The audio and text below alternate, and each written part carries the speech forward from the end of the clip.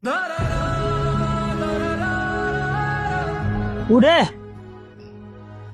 એટલે હું મારી કિંમતી આ કરોડો રૂપિયાની તું ઊંઘ બગાડા હી યાર. ઊંઘવા માટે જન્મ લીધો છે? તો શું કરું હું?